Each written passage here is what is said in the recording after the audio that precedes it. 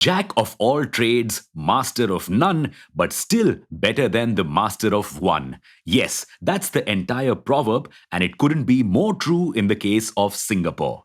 The country is a splendid example of how you can rise from rags to riches. Being one of the richest Asian countries, there's little that Singapore doesn't have. But there's one area the country has majorly ignored, which is now coming to bite it back. Welcome back to Revolution Read On, a daily podcast where we break down one story from the world of business and finance. Click on the subscribe button to never miss an update from us. Here's your story for today.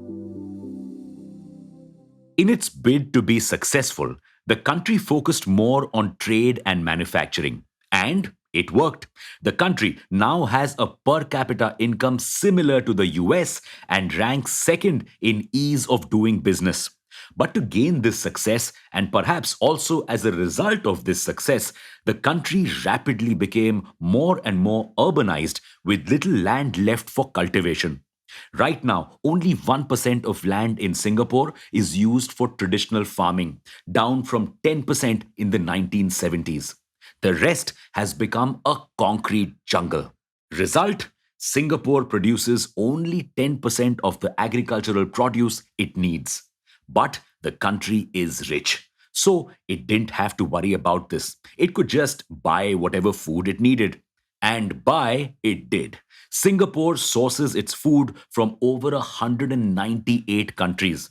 But then the unexpected happened. Thanks to COVID and the Russia Ukraine war, it cannot get its hands on food for love or money. Add to this woe the fact that Malaysia, which supplies 34% of Singapore's chicken, banned exports.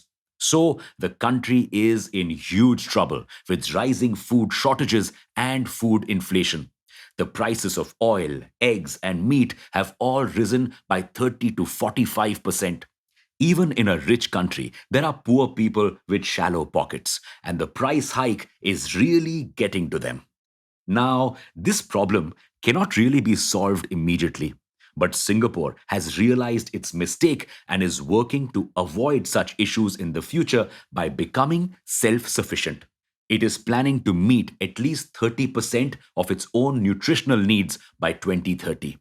But with no agricultural land available, how will Singapore do this? Well, like we said, it has money.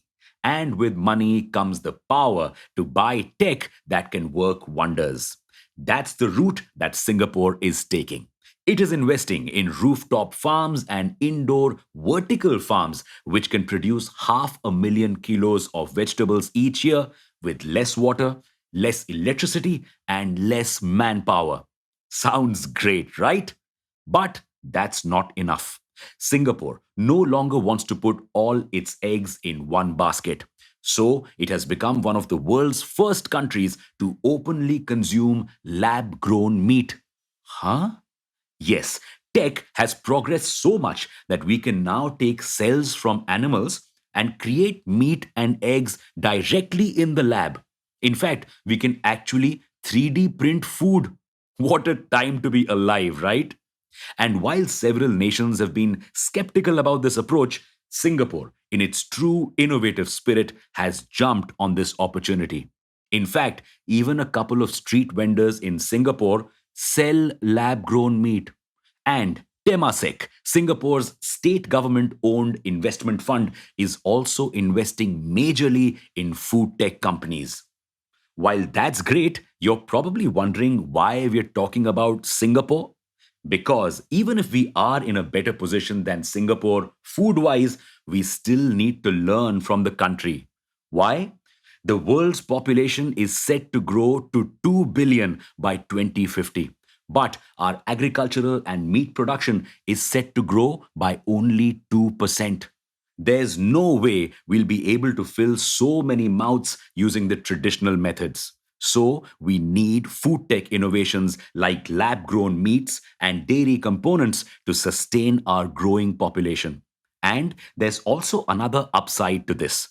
Currently, agriculture takes up half of our habitable land, 70% of our fresh water, and 30% of its workforce. But food tech innovations like vertical farming can cut down this usage and help us use these resources for more productive purposes. What's more, food tech will also help us save the world. Huh? You see, the cattle that we rear for meat produces the third highest amount of emissions in the world. If we could reduce cattle rearing and fulfill our meat and milk needs through lab grown food, we could reduce global warming by a lot. But the problem is, this lab grown food is too costly right now. Food tech companies need significant investment and a large user base to bring this amount down. That will be a huge challenge. Plus, a lot of people are skeptical about lab grown meat right now, so adoption will also be very difficult. However, companies are working at reducing the prices and bettering the taste of these lab grown items. We'll have to wait and watch if they are successful in this venture.